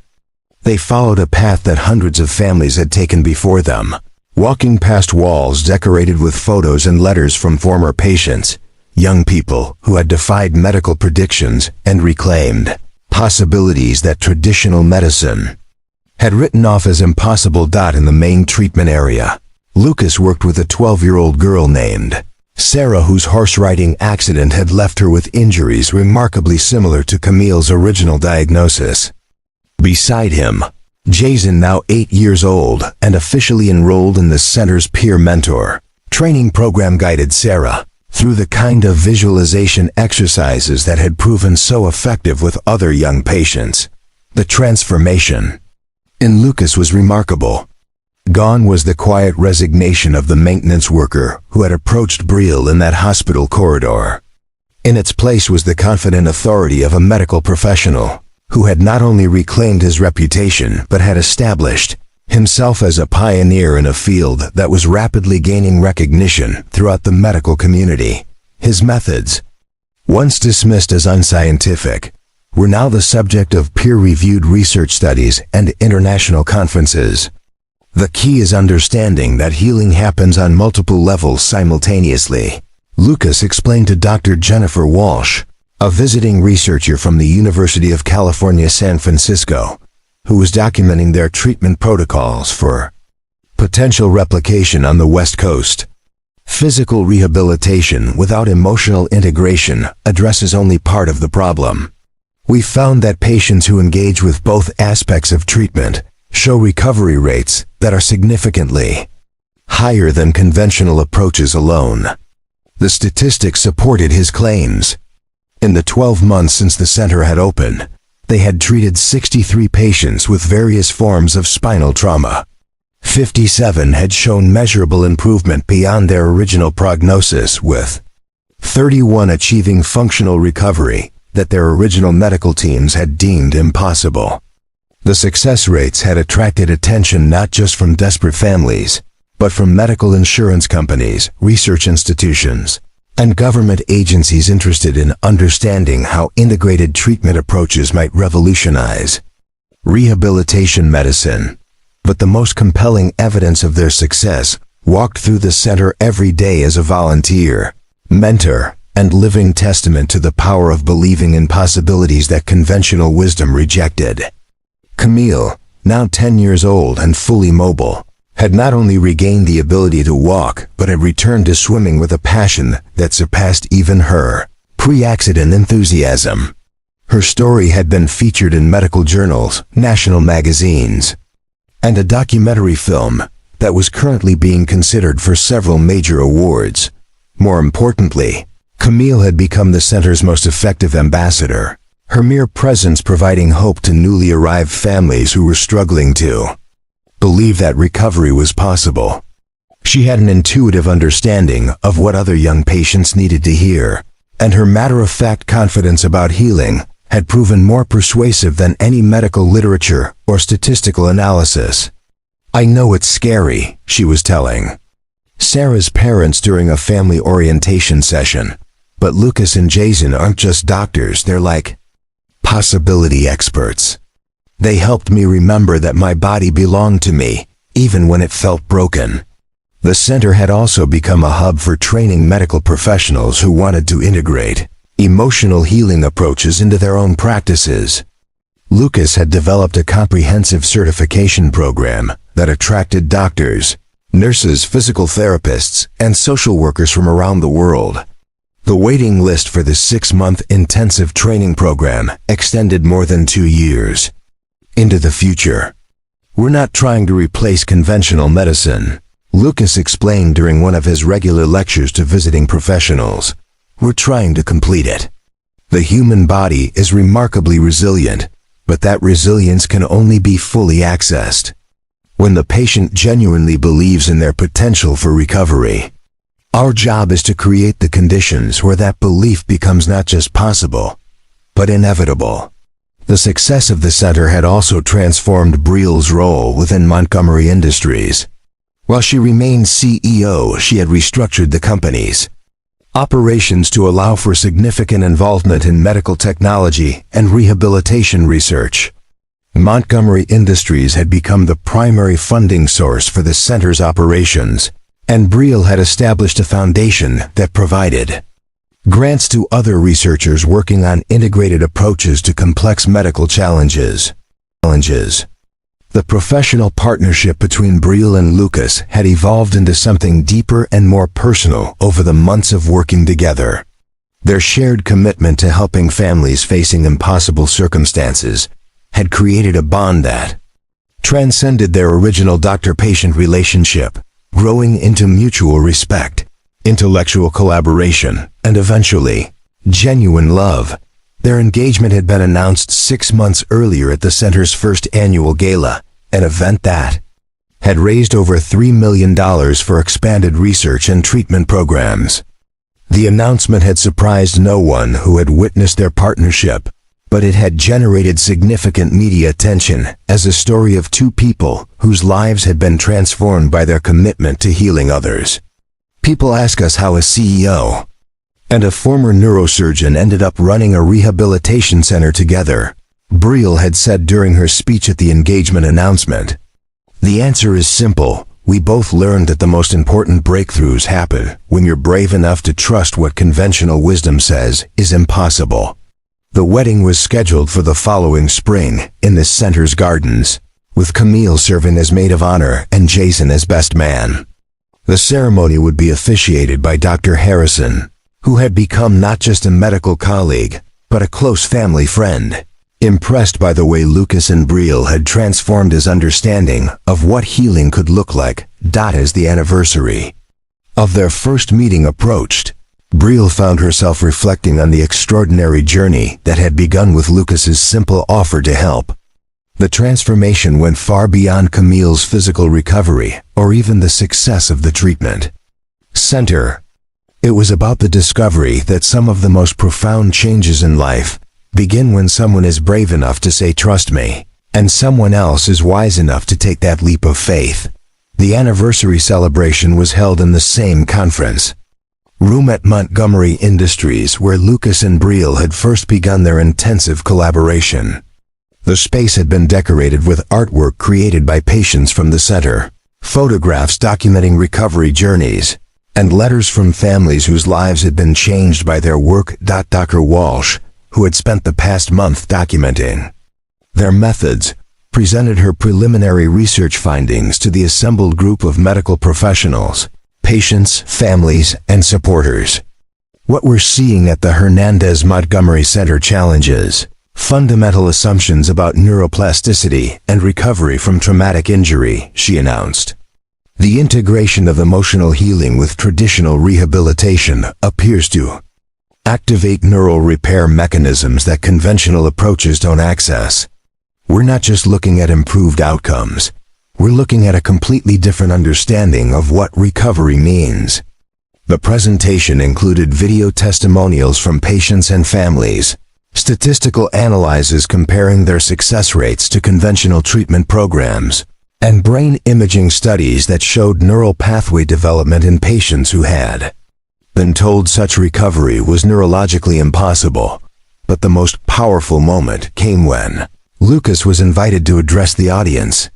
He stood before a room full of people whose lives had been touched by their work, former patients, who were now mentoring new arrivals, families who had found hope where none had existed before, medical professionals who had expanded their understanding of what healing could look like.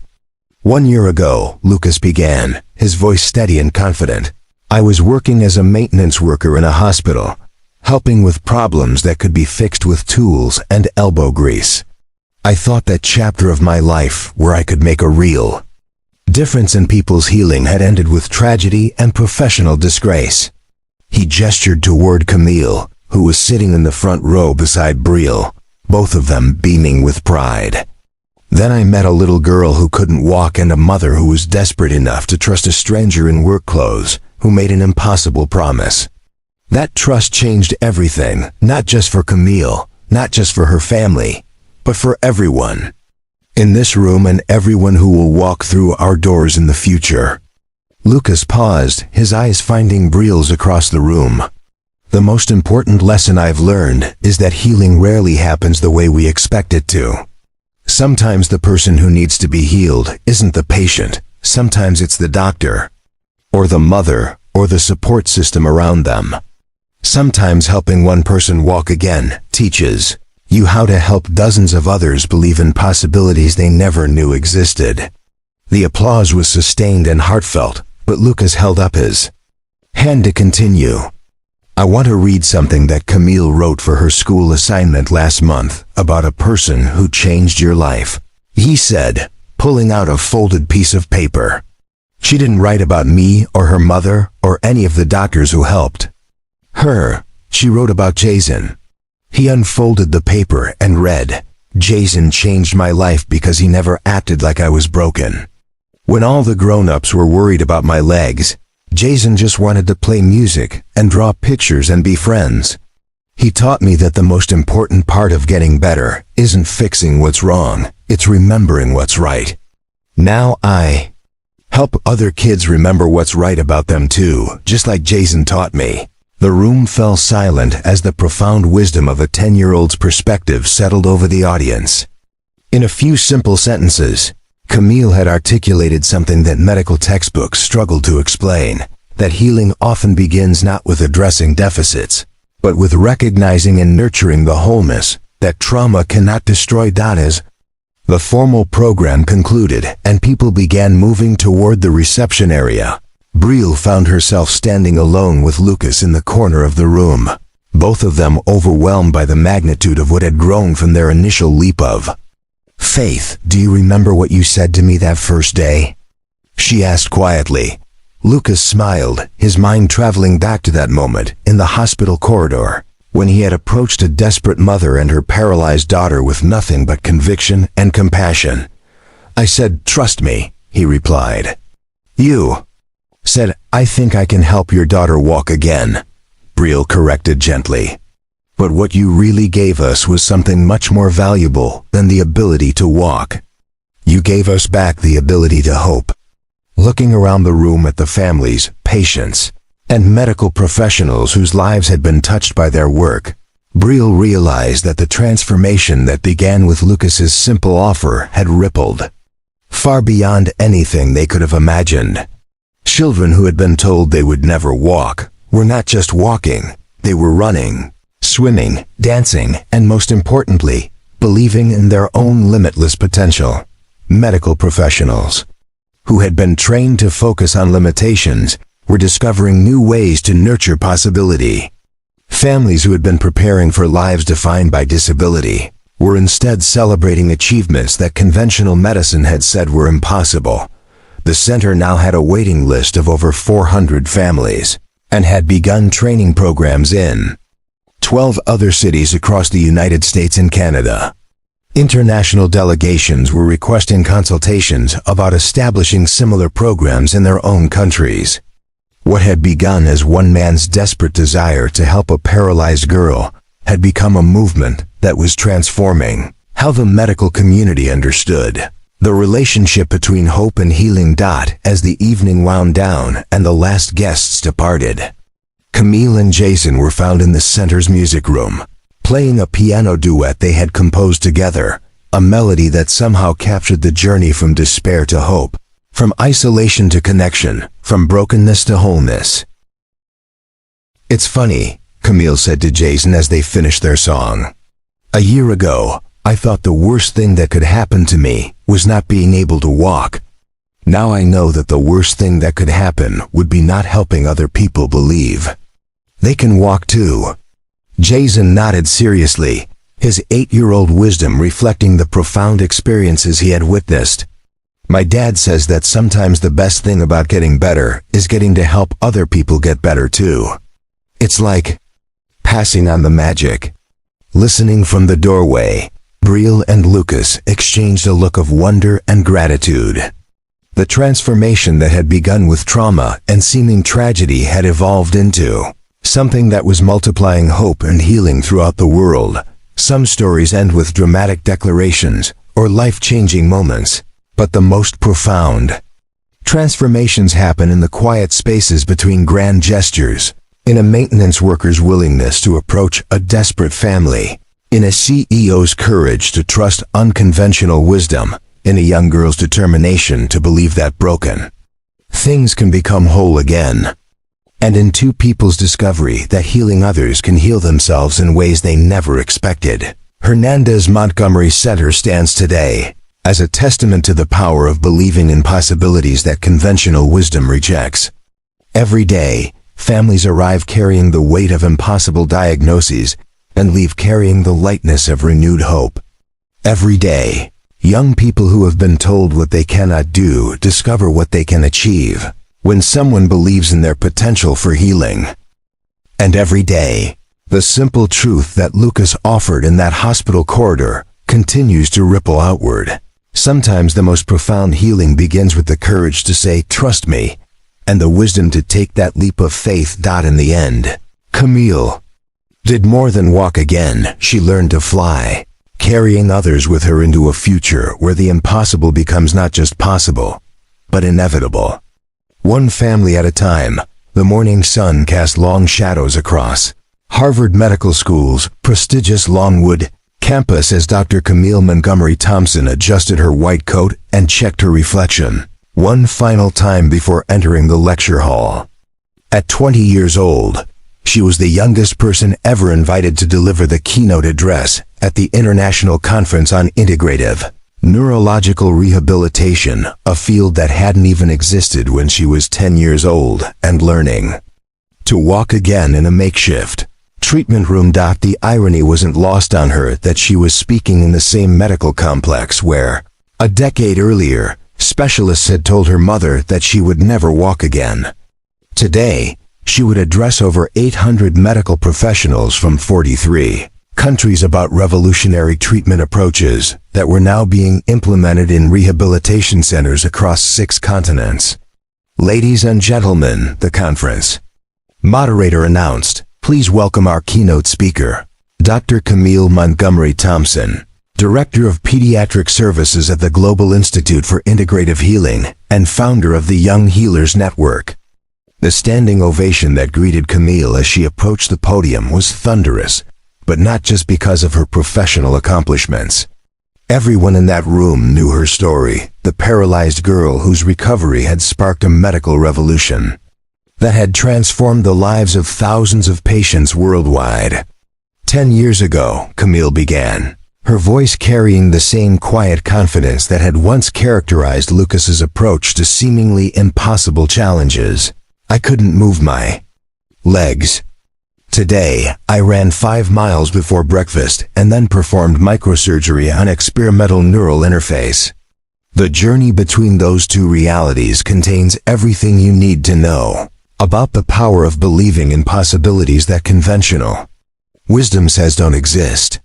The audience leaned forward, captivated by the young woman whose very presence embodied the transformation she was describing. Camille had inherited her mother's commanding presence and her stepfather's intuitive understanding of human potential, but she had developed her own unique approach to medical practice that integrated the best of both influences. "But I'm not here to talk about my recovery," she continued. "I'm here to talk about the 14,000 patients who have walked through the doors of our affiliated centers worldwide over the past decade, and the 11,200 of them who achieved functional recovery beyond their original prognosis." The statistics were staggering. What had begun as an unconventional collaboration between a desperate CEO and a discredited neurosurgeon had evolved into a global network of treatment centers that had fundamentally altered how the medical community approached neurological rehabilitation. The Hernandez Montgomery methodology, as it was now known in medical literature, had been validated through multiple peer-reviewed studies and was taught in medical schools throughout North America and Europe. Insurance companies had initially resisted covering the integrated treatments, but the superior outcomes and reduced long-term care costs had eventually made resistance economically unsustainable. The question I'm asked most frequently, "Camille, Continued, is whether my family's approach represents a departure from evidence-based medicine or an evolution of it. The answer is both and neither. We didn't abandon scientific rigor, we expanded our definition of what constitutes medically relevant evidence. In the audience, Dr. Harrison sat with obvious pride, remembering the skeptical neurologist he had been when first encountering Lucas's unconventional methods. Now retired from active practice, he served on the advisory board of 7 international rehabilitation centers and had co-authored 3 textbooks on integrative neurological therapy. Beside him sat Dr. Elizabeth Reamer, the former director of the prestigious Swiss clinic, who had initially represented everything that Lucas's approach wasn't. Her own transformation had begun 3 years earlier, when she had observed firsthand the superior outcomes being achieved at the Montgomery Thompson centers. She had subsequently restructured her entire Swiss operation around integrative principles, and now served as European Director for the Global Institute. The most important lesson I've learned, Camille continued, both as a patient and now as a practitioner, is that healing is fundamentally about relationship, the relationship between mind and body, between patient and practitioner, between individual recovery and community support, between what seems possible and what actually becomes possible when we have the courage to try. The presentation that followed was a masterpiece of medical communication, weaving together case studies, research data, and philosophical insights in a way that challenged assumptions while providing practical guidance for implementation. Camille had inherited her mother's analytical intelligence and her stepfather's intuitive understanding of complex systems, but she had developed her own synthesis that was somehow greater than the sum of its influences. She concluded by introducing a video message from the Global Institute's main campus in Boston, where Lucas and Briel were simultaneously addressing their own International Conference on Medical Innovation and Business Ethics. Our work began with one simple truth, Lucas said in the recorded message, his hair now showing gray at the temples, but his eyes still holding the same quiet intensity that had convinced a desperate mother to trust a maintenance worker. Healing happens not just in the physical realm, but in the spaces between people where hope is shared and possibilities are born. Beside him, Briel, now Dr. Briel Montgomery Thompson, after completing her own medical degree through an accelerated program designed for experienced healthcare administrators, nodded in agreement. What we've learned over the past decade is that the most profound medical breakthroughs don't necessarily come from new technology or pharmaceutical advances. They come from new ways of understanding the relationship between human potential and human belief. Their marriage 7 years earlier had been celebrated not just as a personal union, but as a symbolic merger of business, innovation with medical intuition. Their partnership had produced not just professional success, but a family that embodied their integrated approach to life. Their 5-year-old twins, Patricia and William, named for the research pioneer who had inspired their work and the grandfather who had built the foundation for their success, were already showing signs of inheriting their parents' unique combination of analytical intelligence and empathetic wisdom. But the most remarkable member of their extended family was Jason, now 18 and beginning his freshman year at Harvard Medical School with a full scholarship funded by the Montgomery Thompson Foundation. The boy who had once helped heal patients through simple friendship and musical intuition was now developing into a medical professional whose understanding of the emotional dimensions of healing had been shaped by a childhood spent witnessing medical miracles. The question people ask me most often, Jason had said during his own recent TED Talk about peer support in medical recovery, is how I knew that music and friendship could help paralyzed people walk again. The answer is that I didn't know. I just knew that everyone deserves to have someone believe in them completely, especially when they can't believe in themselves. His talk had gone viral, accumulating over 12 million views and inspiring the establishment of peer mentor programs in rehabilitation centers throughout the world. Jason had become the face of a movement that recognized young people not just as patients to be treated, but as healers whose natural empathy and lack of preconceived limitations made them uniquely effective at reaching patients whom traditional therapy couldn't help. Back in the Harvard lecture hall, Camille was fielding questions from the international audience, her responses demonstrating the kind of comprehensive understanding that comes from having experienced healing from both sides as patient and practitioner. Dr. Montgomery Thompson asked a neurologist from Tokyo, "How do you address the criticism that integrative approaches are too dependent on individual practitioner intuition to be systematically replicated?" Camille smiled, recognizing a question that her parents had been answering in various forms for the past decade. That's an excellent question that goes to the heart of how we understand medical expertise. Traditional medicine has focused on standardizing treatments, ensuring that every patient with a specific diagnosis receives identical care, regardless of who provides it.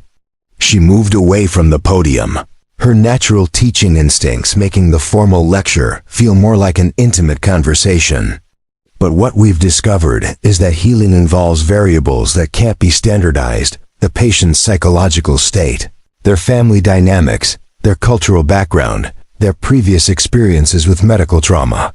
Effective treatment requires practitioners who can assess and respond to these individual factors systematically.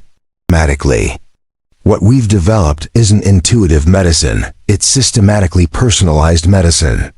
We've created diagnostic protocols for assessing emotional and psychological factors that influence physical healing, training programs that teach practitioners how to recognize and respond to individual patient needs, and outcome measurement tools that track both physical and emotional recovery. The response demonstrated the sophisticated thinking that had made Camille a respected voice in medical innovation. Despite her youth, she had grown up surrounded by the most advanced thinking about integrative medicine, but she had also experienced firsthand the difference between treatment that addresses symptoms and healing that transforms lives. After the conference concluded, Camille found herself walking through Boston Common with Dr. Harrison, their conversation ranging from professional developments to personal reflections on the extraordinary journey that had brought them to this point.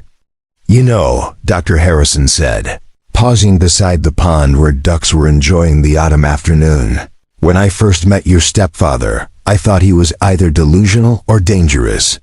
The idea that emotional healing could influence neurological recovery seemed to contradict everything I had learned about spinal cord injury." He smiled, shaking his head at the memory of his former skepticism. "Now I teach courses on emotional integration to neurology residents, and I've seen enough recoveries to know that what seems impossible is often just undiscovered. Your family taught me that the most dangerous thing in medicine isn't being wrong about treatment. It's being so certain that you're right that you stop looking for better answers." Their walk took them past St. Catherine's Medical Center, where a bronze plaque now marked the corridor where Lucas had first approached Brielle and Camille with his improbable offer of help. The inscription read, "In this place on October 15th, 2034, a simple act of faith between strangers began a transformation that would heal thousands of lives. Let me help her, Dr. Lucas Thompson." The plaque had been installed by the hospital administration after St. Catherine's had become the first major medical center to fully integrate emotional healing protocols into all their rehabilitation programs. The success rates had been so dramatic that other hospitals throughout the region had followed suit, creating a cascade of institutional change that had spread far beyond Boston. "Do you ever wonder what would have happened if your mother had said no that day?" Dr. Harrison asked as they stood before the plaque. Camille considered the question seriously. "I think about it sometimes, but not with regret. I think about it with gratitude for all the small decisions that had to align perfectly for that moment to happen. Lucas had to choose to work at that hospital. My mother had to be desperate enough to listen to a stranger. I had to be open to believing that healing was possible." She touched the plaque gently, her fingers tracing the engraved words. But mostly, I think about all the families who are having their own let me help her moments right now, in hospitals and rehabilitation centers around the world. The real miracle isn't that I learned to walk again, it's that one family's willingness to trust unconventional wisdom created a pathway for thousands of other families to find hope. The conversation was interrupted by Camille's phone, which displayed a text message from the Global Institute's Coordination Center. A family in Mumbai had just contacted them about their 7-year-old son who had been paralyzed in a construction accident. The local doctors had exhausted conventional treatments, and the family had seen Camille's conference presentation online and wondered if the integrated approach might offer possibilities that hadn't been explored. "Another one," Camille said, showing Dr. Harrison the message. "Every week we get requests from families who have been told their situation is hopeless, but who still believe that there might be another way." She began composing a response, her fingers moving quickly across the screen. "We'll arrange for their local medical team to participate in our next virtual training program, and we'll assign one of our peer mentors to work with the boy through video sessions until we can arrange for direct consultation." Dr. Harrison watched her work, marveling at how naturally she had grown into the role of connecting desperate families with healing possibilities. "Your parents created something remarkable. You're the one who's making it truly global." "We're all making it global," Camille corrected. "Every family that chooses to believe in healing rather than limitation. Every doctor who decides to look beyond conventional protocols. Every young person who realizes they can help others heal. They're all part of making the impossible become possible." As they walked back toward the medical school, their conversation was joined by other conference attendees who had recognized Camille and wanted to discuss implementation of integrated protocols in their own facilities. Soon she was surrounded by an impromptu consultation session, fielding questions about training requirements, outcome measurement, and adaptation of protocols for different cultural contexts. Watching her interact with the international group of medical professionals, Dr. Harrison reflected on the extraordinary transformation that had begun with such humble circumstances. A maintenance worker approaching a desperate mother in a hospital corridor had ultimately resulted in a young woman who was now shaping global conversations about the future of medical practice. That evening, Camille joined her parents via video conference for their weekly family meeting, a tradition they had maintained despite increasingly busy schedules that often had them traveling to different continents. Lucas was calling from Vancouver, where he was consulting on a new pediatric rehabilitation center. Brielle was in Geneva, meeting with World Health Organization officials about establishing international standards for integrative neurological therapy. "How was your presentation?" Brielle asked, her pride in her daughter evident even through the pixelated video connection. "Good reception," Camille replied.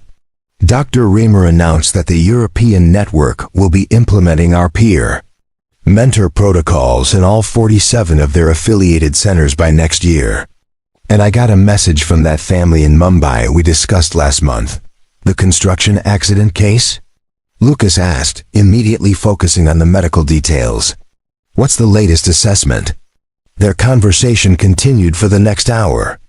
A blend of family intimacy and professional consultation that perfectly captured how completely their personal and professional lives had become integrated around their shared mission of healing. They discussed specific patient cases, reviewed research data, planned future conference presentations, and shared updates about the twins' progress in their own early development programs. "I have news," Jason announced, appearing on screen from his Harvard dorm room. "Professor Martinez wants to include our peer-mentor research in the new curriculum for first-year medical students. Starting next year, everyone entering medical school will learn about emotional integration as a standard part of their training." The announcement was met with enthusiastic celebration from the family members on screen. The integration of emotional healing into standard medical education had been one of their long-term goals, representing a fundamental shift in how future doctors would understand their role in the healing process. That means medical students will graduate already understanding that healing is about more than fixing what's broken. Lucas observed with satisfaction. They'll understand from the beginning that their job is to help patients remember what's possible, not just manage what's damaged. As their family meeting concluded with the usual exchange of love and encouragement, Camille found herself reflecting on the extraordinary journey that had brought them to this point. 10 years ago, she had been a paralyzed girl whose future seemed defined by limitation. Today, she was helping to define the future of medical practice for thousands of practitioners around the world. But the most profound realization was that the transformation hadn't really begun with her accident, or even with Lucas's offer to help. It had begun with a simple recognition that healing happens when people dare to believe in possibilities that seem impossible, and when they're willing to trust others who share that belief. Looking out her apartment window at the lights of Boston, stretching toward the horizon, Camille understood that somewhere in those lights were families facing their own impossible circumstances, parents desperate to help children who seemed beyond help, medical professionals struggling with the limitations of conventional approaches, young people trying to believe that their futures could be different from their present circumstances. Tomorrow, some of those families would find their way to centers that used the integrated approaches her family had pioneered. Some would connect with peer mentors who understood that healing happens through relationship as much as through treatment. Some would encounter medical professionals who had been trained to see possibilities rather than just limitations. In each of those encounters, the simple truth that Lucas had offered in that hospital corridor would continue to ripple outward. Sometimes the most profound healing begins with someone being brave enough to say, "Let me help," and someone else being wise enough to say, "Yes, yes." The girl who had learned to walk again had become a woman who was teaching the world new ways to heal. But more importantly, she had become part of a continuing story, one that began with faith, grew through trust, and continues to expand through every life it touches, one family at a time, one impossible possibility at a time. Up next, you've got two more standout stories right on your screen. If this one hit the mark, you won't want to pass these up. Just click and check them out. And don't forget to subscribe and turn on the notification bell so you don't miss any upload from us.